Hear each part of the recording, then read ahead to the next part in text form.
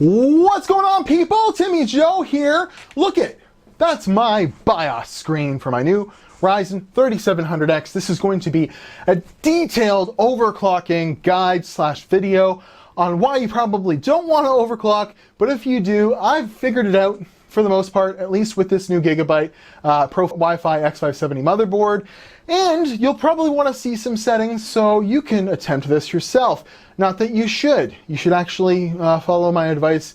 We'll get to it, a little bit of precision boost settings, and it'll generally be better for you. But there are still some things you need to do when you talk overclocking. Look, this is memory. Got some Trident Z on the board there. That's 4266 megahertz. That's the XMP profile, CL19. This is 4133.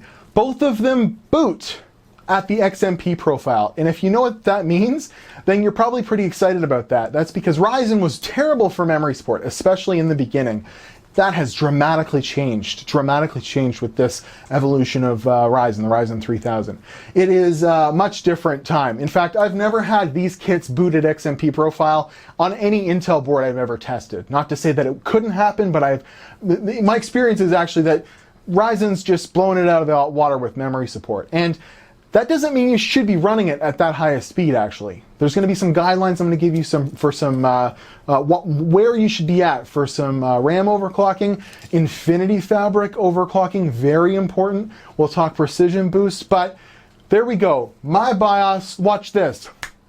Yeah, look it, I'm screen capturing my BIOS. I'm going to show you the settings that I dialed in to get the max overclock, 4.35 gigahertz, all cores, and show you the downfalls of doing it this way compared to precision boost. So come back over here. We'll talk real quick the settings. So that's the Gigabyte Pro Wi-Fi, Aorus Pro Wi-Fi X570. I finally got that. I've had it for about 2 days now, so I'm been spending a lot of time with it. I know it fairly intimately now. I always love Gigabyte's motherboards. They're some of the best for this platform for sure.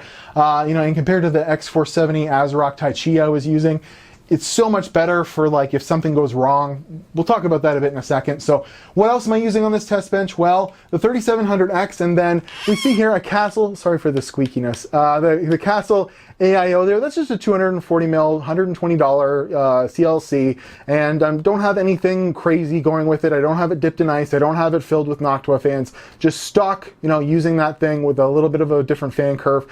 I got this AdLink 1 terabyte NVMe SSD, and it is not PCI Gen 4 or anything like that, but it's S70, and it's $120 for a terabyte that goes 3,400 megabytes a second.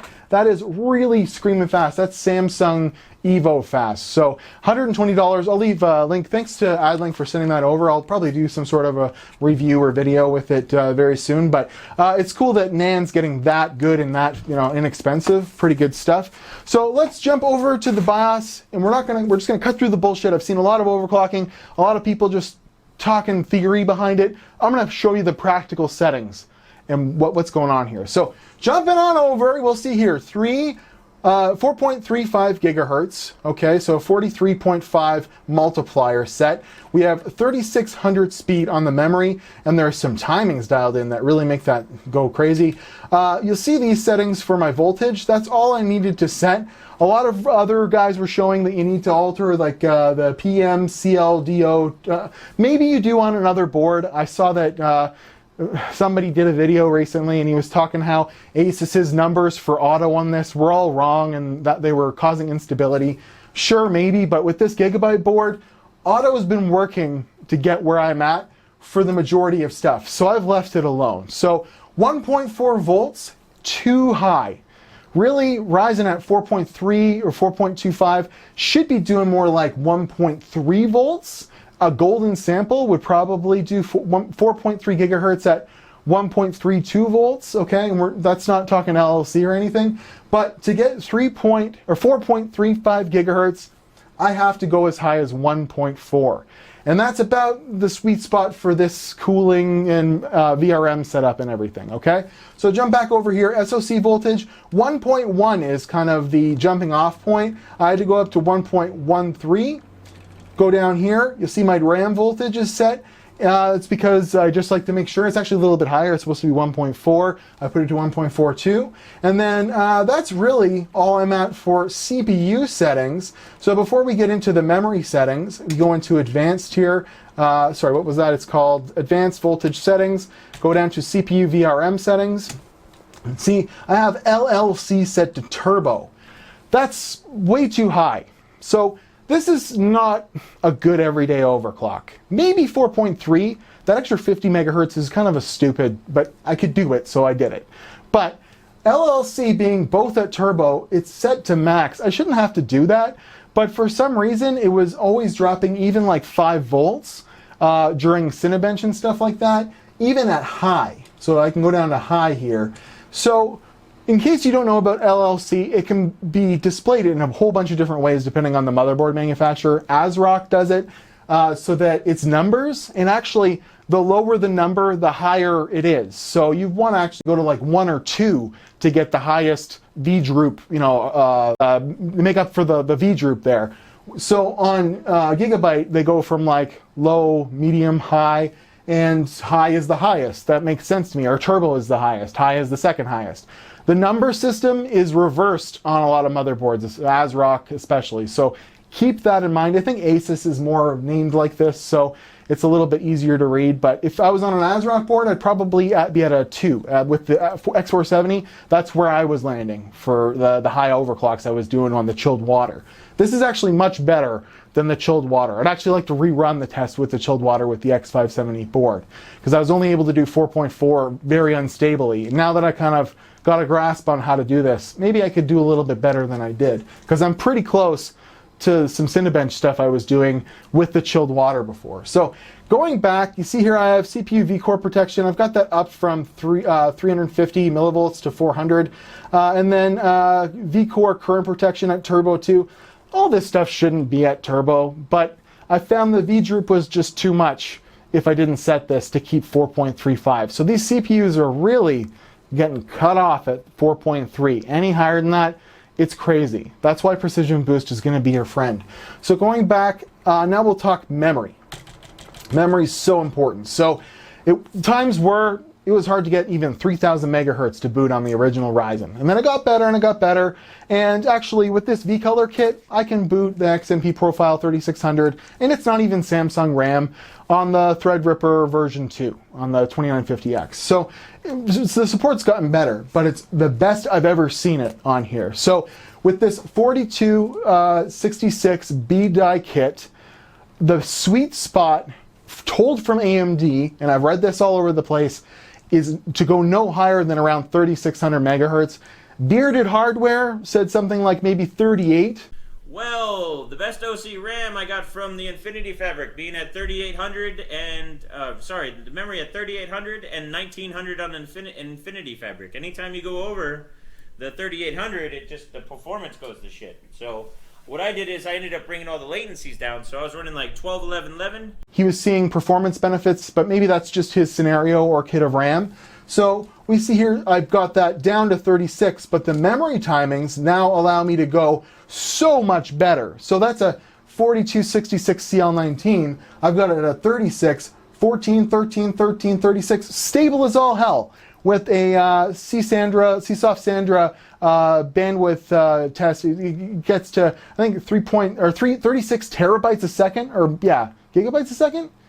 Anyways, it's one of those. It's one of the higher memory bandwidths I've ever seen on a dual channel system. You know, you get into the quad channel, it can get up into the 60s and 70s. Well, to be over 30 with Ryzen, that's blowing me away. That's really high. So that's pretty cool.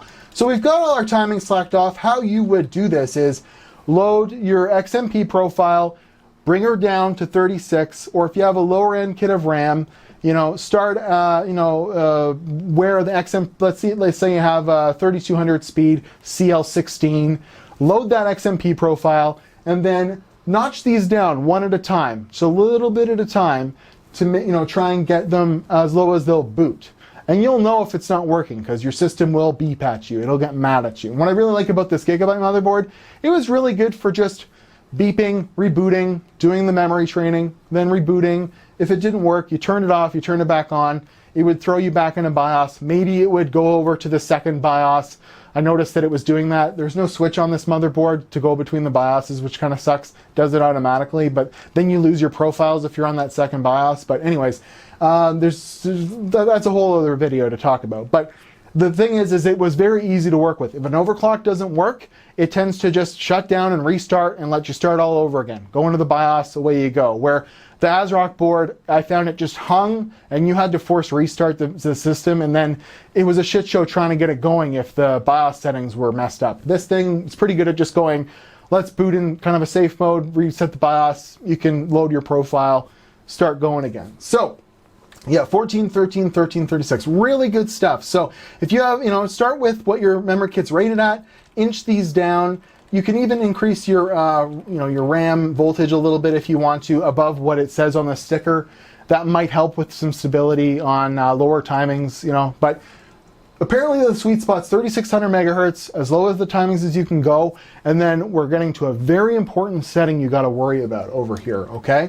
Go down to AMD Overclocking in settings, at least in this board. On the ASRock board, it was kind of in the same spot. You're going to get a warning, and you have to accept the warning. And then you'll go down to DDR and Infinity Fabric frequency timings, and Infinity Fabric frequency and divider. And you want this number to be roughly half of what your memory speed is. Now, I know that's a little bit lower at 1700 megahertz. It should be 18 if that's half of the 3600 megahertz I'm running at, but I actually got better Cinebench scores with this at 1700, so I don't know. I'm not going to tempt fate.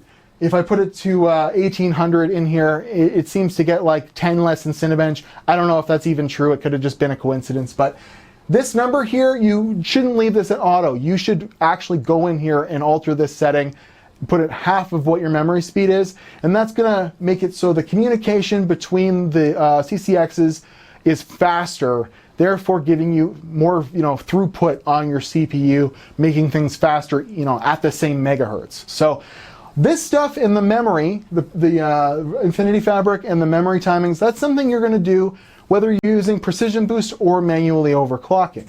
Okay, if you want to use Precision Boost, it's in here. It's in that same AMD Overclocking menu. And what you would do is you'd go in here instead of setting your multiplier, and you'd set this to enabled, and it'll do it all automatically for you. And it pushes things based on your cooling and your VRM potential. So if you have a really good cooler and a really good motherboard, it's going to give you, maybe 4.3 gigahertz, maybe 4.2 gigahertz on all cores.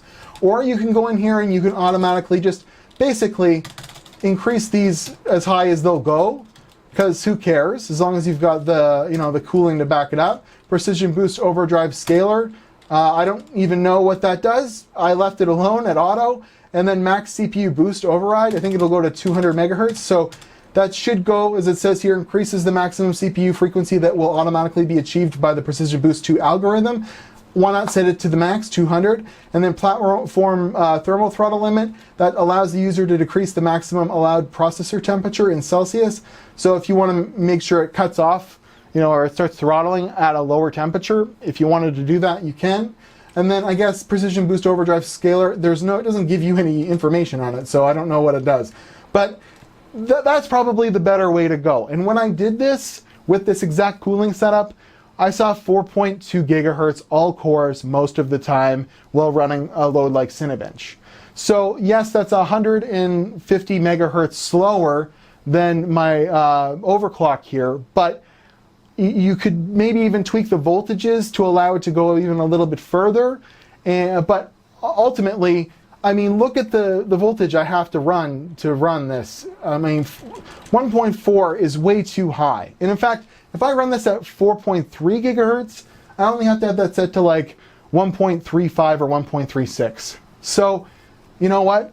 The best overclock you could probably achieve on the 3700X would be 4.3 gigahertz, the voltage set to 1.35 or less, the SoC voltage set to 1.15 or less, probably 1.11 or something like that's the best. Have your memory timings all tightened up, the best memory you can have a really good cooler, boot it, and away you go. But this video isn't about precision boost, it's about manually overclocking the way we used to think. Like back in the day, you get your Ryzen 1700 and you want to get it to 3.9 or 4 gigahertz, you would go about it this way. That's the way most people think. You get your, I don't know, 3770K, you go and do this kind of stuff to bring it up to like 4.8 gigahertz. Like we're trained to like this kind of overclocking. AMD eliminated it, but it's still on the table if you have, you know, the time and the, you know, the hardware to do it. So rather than keep blabbing, because I've been blabbing for a long time, let's jump over into Windows and we'll see how my settings actually apply, you know, in Windows, and just kind of prove to you that it's Cinebench stable at these frequencies. But ultimately, I'll explain the best thing would be to probably lower it a little bit because this voltage is way too damn high. Oh, and before I forget, I do have the fan curve set if I go F6. On the CPU, I have it set fairly aggressively because the fans on this AIO are not that loud, and it's only a 240 mil. Wanted to give it a little bit of extra oomph. If I set this all to default, and I have the pump set to max as well, then you know what, it's not really going to be that stable. It needs that fan curve to keep it just that cool enough with that kind of voltage to keep this going on this blustery summer day. So keep that in mind. So let's jump into Timmy Joe Windows, and then it's going to make the video another 12 minutes from now. But that's my settings. Those are my settings captured in the BIOS, which I'm sure you'll be appreciative of. All right, but we got to thank our sponsor first before we look at the overclock, Privacy VPN. Privacy VPN is a top-tier VPN service that, you know, they're great. They're very inexpensive for what they are. All the top features, lets you browse, you know, from other countries, lots of servers, you know, great speed. And the best part is they're very inexpensive to begin with, but you friends of Timmy Joe get 20% off of a 1, 2, or 5-year plan with Privacy. So check out the links in the description. Thank you very much, Privacy, for sponsoring the video. But, you know, if you need a VPN, that's good, but we want to look over here at the Windows stuff, right? We want to see the overclock. So follow me. Come over here. Check this out. Windows. We see here, Cinebench R15 open, but the things you want to learn are 4.3412 megahertz. There we go. We got almost 1800, so 32 or 3600 speed on the memory. CL14, 13, 13, 3655. And yeah, it looks like it always runs at that top core speed. I don't know what's going on with that. Like, I have cooling quiet, I think even turned on, and the C states are there. And I mean, like, it's only at 39 degrees there, so it's not like it's you know, actually running at full tilt there. But let's see, we'll go ahead and show you what, you know, stability I've got here. It's going to jump up to 67 degrees. The top end is 75. You don't want Ryzen, this new Ryzen series, to go any higher than 75 degrees. That's where it shuts off, and you can see we're at 71 degrees already. So it's not a good idea to be running this high overclock, but hell, I can do it. And with all these programs open, 2235, that's a damn good score. If I close everything down, I can actually get that up to 2270. And if you'll remember from my initial review video, I had to go to 4.4 gigahertz with chilled water on the ASRock motherboard to break 2300. So I think if I put a custom loop on this and really played with the settings and it wasn't summertime, you know, you could probably run at 4.4 gigahertz and bust 20, you know, everyone kind of knows these Cinebench 15 scores. That's why I stay with this. I'd also believe that running Cinebench R20 right now would probably not be the most stable thing, and that's because I don't see that there's any AVX on Intel motherboards. There's like AVX offsets that you can make it not run as fast for AVX workloads. Like Cinebench R20 is a little bit more that way. That way, those are really hard on a system like this. But as we see here, you know, it got up to 71 degrees, so you know that's with a 220 mil CLC. That's not bad. RAM speed's running real fast, and the gains I saw with the RAM was if you run it at stock, your score is more like 2200 max. So I know that's not that much, but going all the way up to 2270 with the RAM speed adjusted to the 3600 megahertz, like that's Cinebench, like that's, I don't know, I know it's a thing everyone uses to judge how fast CPUs go, but it's not really the greatest real world representation. That's it. That's all I want to show you. So my recommendation is let the motherboard do the work, and if you can afford it, buy a motherboard, you know, a little bit more high-end motherboard, and at least good, like a well-reviewed 240mm CLC for Ryzen 3700. Like, you're not gonna get you know, past 4.2 gigahertz with an air cooler. I've tested it, even with the Noctua NH-U12A, really good air cooler. It kind of limits the system all-core boosts to like 4.1, 4.2, where with an AIO and a little bit better cooling, let's say you went with a 360 or some sort of custom solution, you might be able to get precision boost to go up in the 4.3 all-core, which is pretty good, and then 4.4 single core, or you know, if you're running Cinebench single-threaded or whatever. So you know, if we go ahead and run that right now, you know, it would stay at 4.35, where you could get a faster single-threaded score just allowing precision boost to do its thing. So keep that in mind. But as far as this improving gaming, it's not worth it. Not at 1.4 volts running all the time. Not at near 70 degrees. When if you let AMD's precision boost handle it, you're going to see a lot lower temperatures and pretty much the same kind of gains.